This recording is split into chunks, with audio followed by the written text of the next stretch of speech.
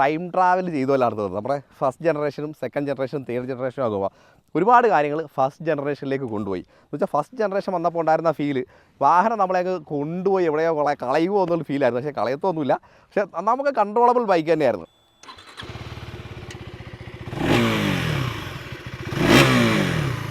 എങ്ങനെയുണ്ട്?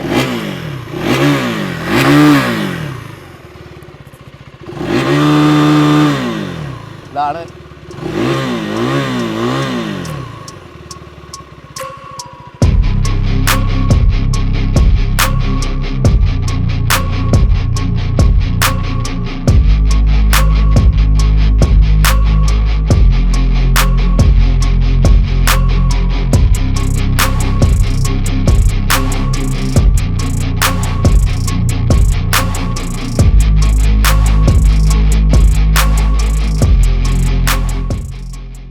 നമസ്കാരം. നമ്മളെന്നുള്ളത് പൂനെയിലാണ്. പൂനെയിൽ നമ്മുടെ മൂന്നാറൊക്കെ പോലെ തന്നെ ഒരു അടിപൊളി സ്ഥലത്ത്.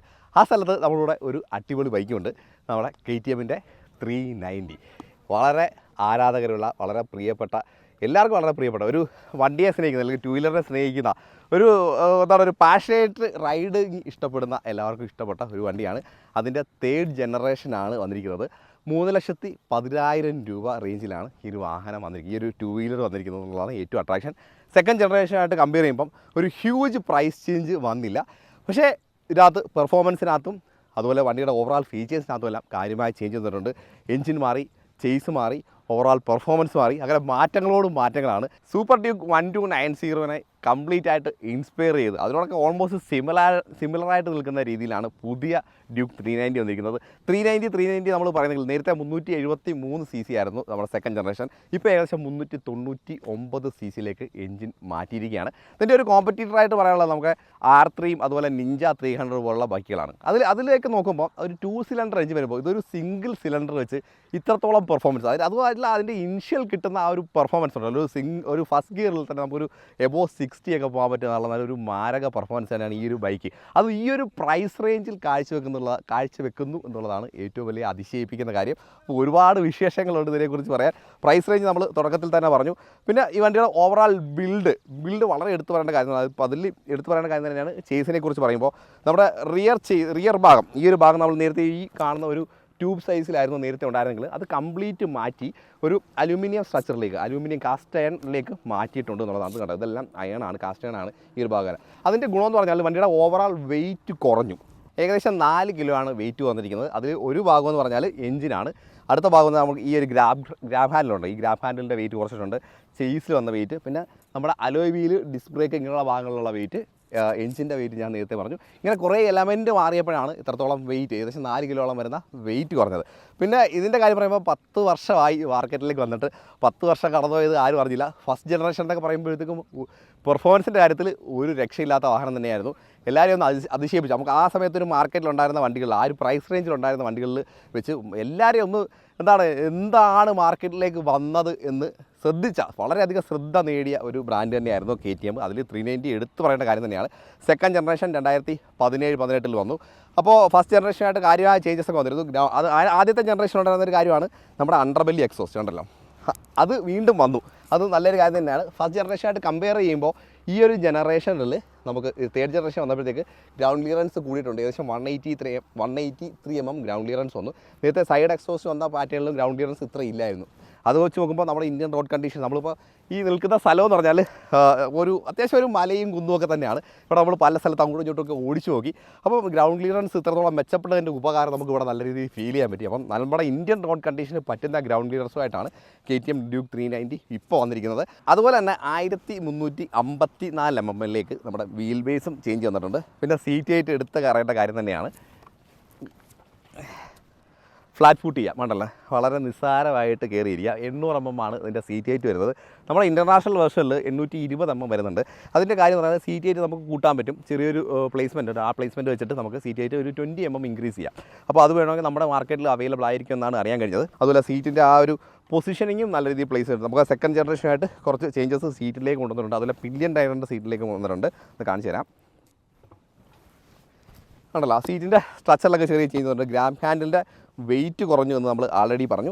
അതുപോലെ ബാക്കിൽ ഡിസ്ക് ബ്രേക്ക് നോക്കുകയാണെങ്കിൽ 240mm ആണ് വരുന്നത്. കുറച്ച് പെർഫോമൻസിൻ്റെ കാര്യത്തിൽ നമുക്ക് ബ്രേക്കിംഗ് എബിലിറ്റിയുടെ കാര്യത്തിൽ യാതൊരു ടെൻഷൻ അടിക്കേണ്ട കാര്യമില്ല, അത്രത്തോളം അടിപൊളിയായി. നേരത്തെ ഉണ്ടായിരുന്നത് 230mm ആയിരുന്നു, ഇപ്പം വന്നിരിക്കുന്നത് 240 ആയി. തേർഡ് ജനറേഷൻ വന്നിരിക്കുന്ന മാറ്റമാണ്.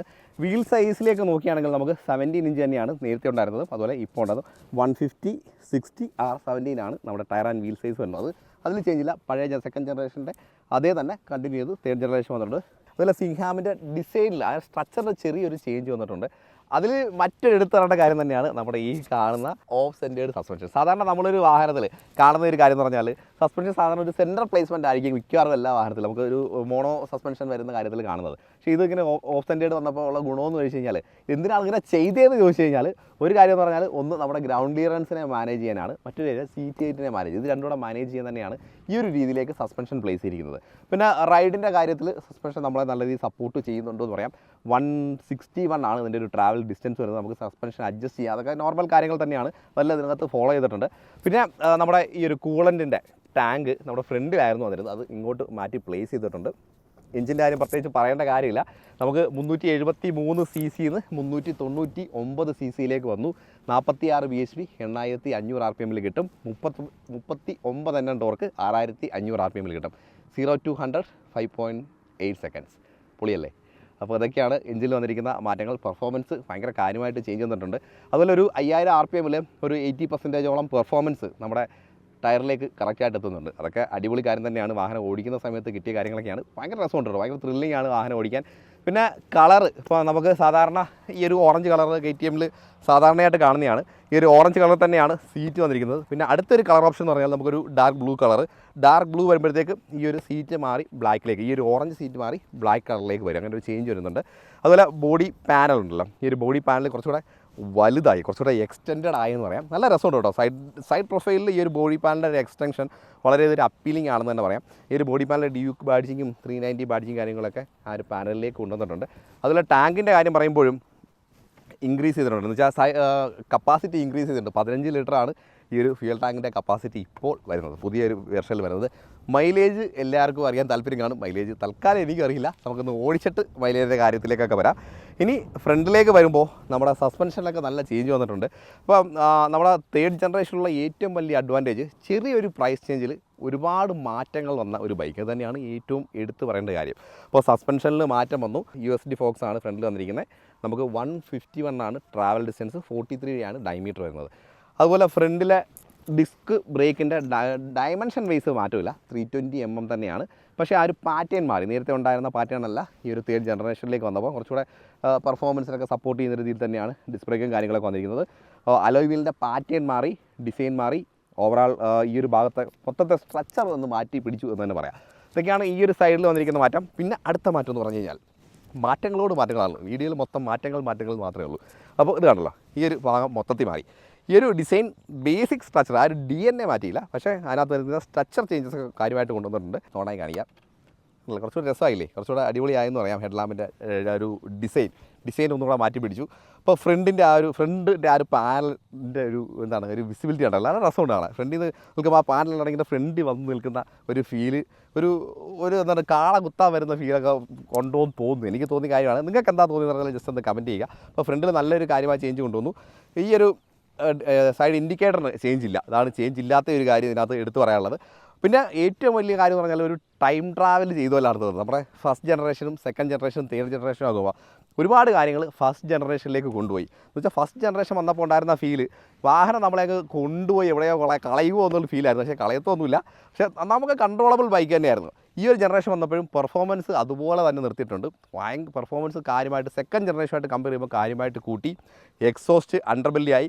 അവരുടെ DNA എല്ലാവർക്കും എനിക്ക് തോന്നുന്നു ഈ ഒരു അണ്ടർബെല്ലി എക്സോസ്റ്റ് DNA ആയിരുന്നു ഇഷ്ടപ്പെട്ടിരുന്നതെന്ന് തോന്നുന്നു. അപ്പോൾ ആ ഒരു DNAയിലേക്ക് കൊണ്ടുവന്നു. ഇനി അടുത്തൊരു കാര്യം എന്ന് പറഞ്ഞാൽ എക്സോസ്റ്റ് നോട്ട്. ഇതൊക്കെ പറയുമ്പോൾ എല്ലാവർക്കും താല്പര്യം എക്സോസ്റ്റ് നോട്ടൊന്ന് കേൾക്കണമെന്ന് തോന്നും. എക്സോസ്റ്റ് നോട്ടൊന്ന് കേൾപ്പിക്കാം.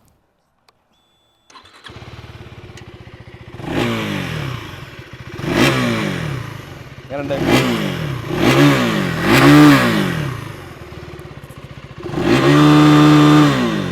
ഇതാണ്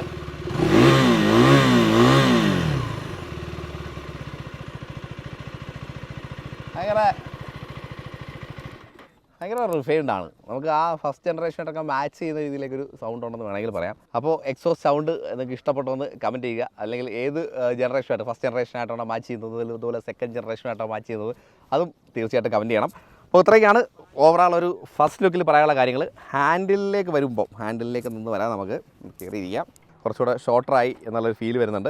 അതിൽ സ്വിച്ചിൽ വന്നിരിക്കുന്ന പാറ്റേൺസിലെല്ലാം ഡിഫറൻസ് ഉണ്ടെന്നു. എഞ്ചിൻ സ്കിൽ സ്വിച്ചൊക്കെ നേരത്തെ മുകളിലായിരുന്നു, അതൊക്കെ താഴേക്ക് വന്നു. കുറച്ചുകൂടെ നമുക്ക് വളരെ ഈസി ആയിട്ട് ഇപ്പോൾ ഒരു ഗ്ലൗസ് ഇട്ട് പോലും ഓപ്പറേറ്റ് ചെയ്യാൻ പറ്റുന്ന ഒരു രീതിയിലേക്ക് വന്നു എന്നുള്ളത് നല്ല കാര്യമായിട്ട് തോന്നി. ഓണാക്കി കാണിച്ചു തരാം. എക്സോസ്റ്റ് സൗണ്ട് നമ്മൾ കേട്ടുമ്പോൾ വീണ്ടും കേൾപ്പിക്കുന്നില്ല. അപ്പോൾ ഈ ഒരു ലെഫ്റ്റ് സൈഡിലേക്ക് വരുമ്പോഴത്തേക്കും നമ്മുടെ ഈ ഒരു TFT ക്ലസ്റ്റർ കൺട്രോൾ ചെയ്യാനുള്ള സ്വിച്ചുകളൊക്കെ വന്നു. നേരത്തെ ഒരു വൈറ്റ് കളറായിരുന്നു നേരത്തെ ഉണ്ടായിരുന്നെങ്കിൽ, ഒരു ഗ്രേ അല്ലെങ്കിൽ ഓഫ് വൈറ്റ് എന്നൊക്കെ പറയാം. അത് കംപ്ലീറ്റ്ലി ബ്ലാക്കിലേക്ക് വന്നു. സ്വിച്ചുകളുടെ ഡിസൈൻ റീസ്ട്രക്ചർ ചെയ്തു. അതൊക്കെയാണ് ഈ ഒരു ഭാഗത്ത് വന്നിരിക്കുന്ന മാറ്റങ്ങൾ. പിന്നെ ക്ലച്ച് നോക്കുകയാണെങ്കിൽ നമുക്ക് അഡ്ജസ്റ്റബിൾ ആയിട്ടുള്ള ക്ലച്ച് തന്നെ കൊണ്ടുവന്നിട്ടുണ്ട്. അതുപോലെ ഹസാർഡ് ലൈറ്റിൻ്റെ സ്വിച്ച് ബട്ടൺ നമുക്കിവിടെ കാണാം. അതുപോലെ മിറർ ഡിസൈനിലും ചെറിയ ചേഞ്ചുകൾ കൊണ്ടുവന്നിട്ടുണ്ട്. TFTയിലേക്ക് വന്നിരിക്കുന്ന മാറ്റം എന്ന് പറഞ്ഞാൽ ബോണ്ടഡ് ഗ്ലാസ് ആയി, എന്ന് വെച്ചാൽ നമ്മുടെ മൊബൈലിലൊക്കെ യൂസ് ചെയ്യുന്ന തരത്തിലുള്ള ഗ്ലാസ്സിലേക്ക് വന്നു. കുറച്ചെന്ന് വെച്ചാൽ ഫോഗും കാര്യങ്ങളൊന്നും അടിക്കില്ല എന്നുള്ളതാണ് ഏറ്റവും വലിയ അഡ്വാൻറ്റേജ് അതിനകത്ത് വന്നിരിക്കുന്നത്. അപ്പോൾ ഇതിനകത്തുള്ള കുറേ ലാബ് മീറ്റർ ഉണ്ട്. ഫസ്റ്റ് സെക്കൻഡ് വരുന്നത് മോട്ടോർ സൈക്കിളിൻ്റെ ഒരുപാട് ഇൻഫർമേഷൻ ഉണ്ട്. അതിലേക്ക് വരുമ്പോൾ റൈഡ് മോഡാണ് ഫസ്റ്റ്. റൈഡ് മോഡ് നമുക്ക് first ride mode track ride mode അറിയാമല്ലോ, ഭയങ്കര പെർഫോമൻസ് ആയിരിക്കും. റെയിലിൽ വരുമ്പോഴത്തേക്ക് പെർഫോമൻസ് കുറച്ച് കുറവായിരിക്കും. മാക്സിമം ഗ്രിപ്പും കിട്ടുന്ന രീതിയിൽ തന്നെയാണ് ഈ ഒരു മോഡ് സെറ്റ് ചെയ്തേക്കുന്നത്. അടുത്തത് സ്ട്രീറ്റ് 3 റൈഡ് മോഡാണ് ബേസിക്കലി വരുന്നത്. 3ലും ചെറിയൊരു പെർഫോമൻസ് ഡിഫറൻസ് ഉണ്ടായിരിക്കും. ABS നമുക്ക് കൺട്രോൾ ചെയ്യാം. സൂപ്പർ മോട്ടോ ഇപ്പോൾ നമുക്ക് ട്രാക്കിലൊക്കെ യൂസ് ചെയ്യാൻ പറ്റുന്ന രീതിയിലാണ്. നോർമലി ട്രാക്കിൽ നമ്മൾ സൂപ്പർ മോട്ടോ ആയിരിക്കും യൂസ് ചെയ്യുക. അടുത്ത റോഡിൽ നമ്മൾ ഇപ്പോൾ റിയർ ABS ഓണായിരിക്കും റോഡിൽ നമ്മൾ നോർമലി യൂസ് ചെയ്യുന്ന ഒരു കാര്യം. അപ്പോൾ അതാണ് ഈ ഒരു മോഡിലേക്ക്, ഇപ്പോൾ റോഡ് മോഡിലേക്ക് നമുക്ക് ഓണാക്കിയിടാം. അടുത്ത ട്രാക്ഷൻ കൺട്രോൾ അറിയാമല്ലോ, അപ്പോൾ അത് ഓണും ഓഫും ചെയ്യാനുള്ള പ്രൊവിഷൻ കൊടുത്തിട്ടുണ്ട്. ട്രാക്ഷൻ കൺട്രോൾ ഓൺ ആയിരിക്കുന്നതാണ് എപ്പോഴും നല്ലത്. അടുത്ത ലോഞ്ച് കൺട്രോൾ, അത് നമുക്ക് വേണമെങ്കിൽ ആവശ്യമുണ്ടെങ്കിൽ ഓൺ ചെയ്യാനും ഓഫ് ചെയ്യാനുള്ള പ്രൊവിഷൻ കൊടുത്തിട്ടുണ്ട്. അപ്പോൾ അടുത്ത ബൈക്ക് ഇൻഫർമേഷൻസ് വരുന്നുണ്ട്. അടുത്ത നമ്മുടെ ട്രിപ്പ് ഇൻഫർമേഷൻസാണ് അടുത്ത കാണുന്നത്. പിന്നെ സെറ്റിങ്സിലേക്ക് പോകാം. അങ്ങനെ അത്യാവശ്യം ബേസിക്കായിട്ട് നമുക്ക് കിട്ടുന്ന എല്ലാ കാര്യങ്ങളും ഈ ഒരു ഡിസ്പ്ലേയുടെ ഒരു സ്ട്രക്ചർ ഓവറാൾ മാറിയിട്ടുണ്ട്, വലുപ്പത്തിൽ മാറ്റം വന്നിട്ടുണ്ട്. പിന്നെ നമ്മുടെ ടൈമറും കാര്യങ്ങളും അല്ലാണ്ട് ബേസിക് എല്ലാ ഇൻഫർമേഷനും നമുക്ക് ഈ ഒരു ഡിസ്പ്ലേ തന്നെ അറിയാൻ പറ്റും. വളരെ എന്താണ് ഒരു ഫോൺ പോലെ തന്നെ അത്യാവശ്യം വലിയൊരു ഡിസ്പ്ലേ, അത്യാവശ്യം എല്ലാ കാര്യങ്ങളും അറിയാൻ പറ്റുന്ന രീതിയിൽ നമുക്ക് അതുപോലെ ജസ്റ്റ് വണ്ടി ഒന്ന് ഓണാക്കാം. RPM ഒക്കെ നമുക്ക് ഡിജിറ്റൽ പാറ്റേണിൽ തന്നെയാണ് കൊടുത്തിരിക്കുന്നത്. ഫ്യൂവൽ എത്രയുണ്ടെന്ന് അറിയാം നമുക്ക്. പിന്നെ ഗിയറും കാര്യങ്ങളും ടൈം അത്യാവശ്യം ബേസിക് എല്ലാ ഇൻഫർമേഷൻസും നമുക്ക് ഉണ്ട്. ബൈ ഡിഫോൾട്ടായിട്ട് നമ്മുടെ ടയേഴ്സ് വരുന്നത് മെറ്റ്സെലർ തന്നെയാണ്. പിന്നെ വരുന്ന കാര്യം എന്ന് പറഞ്ഞാൽ ടെയിൽ ലാമ്പിൽ മാറ്റം വന്നു, ടെയിൽ എൻഡിൽ മാറ്റം വന്നു. പിന്നെ ഇത്രയൊക്കെയാണ് മാറ്റങ്ങളുടെ വിശേഷങ്ങൾ. അപ്പോൾ വണ്ടി നമുക്കൊന്ന് ഓടിച്ചിട്ട് ബാക്കി അഭിപ്രായങ്ങൾ പറയാം. ഇപ്പോൾ വണ്ടി ഓടിച്ചോ എന്ന് ചോദിച്ചാൽ കാര്യമായിട്ട് ഓടിച്ചിട്ടാണ് ഈ ഒരു സ്ഥലത്ത് നമ്മൾ എത്തിയത്. ഒരു ഓവറാൾ പെർഫോമൻസിൻ്റെ കാര്യത്തിൽ ഇപ്പോൾ എനിക്ക് പറയാനുള്ളത് കുറച്ചുകൂടെ നമ്മുടെ ഹാൻഡിലിങ് കുറച്ചുകൂടെ മികച്ചതായി എന്ന് പറയാം ഫസ്റ്റ് ജനറേഷനായിട്ട് കമ്പയർ ചെയ്യുമ്പോൾ. ഫസ്റ്റ് ജനറേഷൻ്റെ പെർഫോമൻസ് ഉണ്ട്, പക്ഷേ നമുക്ക് ആ ഒരു എന്താണ് പേടിക്കേണ്ടതായിട്ടുള്ള കാര്യങ്ങൾ കുറേ മാറി എന്നുള്ളത് തന്നെയാണ് ഏറ്റവും വലിയ അഡ്വാൻറ്റേജ് ആയിട്ട് എടുത്തു പറയുന്നത്. നമുക്ക് ഒന്ന് സൂക്ഷിച്ചാൽ നല്ല രീതിയിൽ ഹാൻഡിൽ ചെയ്യാൻ പറ്റുന്ന രീതിയിലേക്ക് മൊത്തത്തിൽ റീസ്ട്രക്ചർ ചെയ്തിട്ടുണ്ട് എന്നുള്ളതാണ് ഏറ്റവും മികച്ചതായിട്ട് പറയാനുള്ള കാര്യം.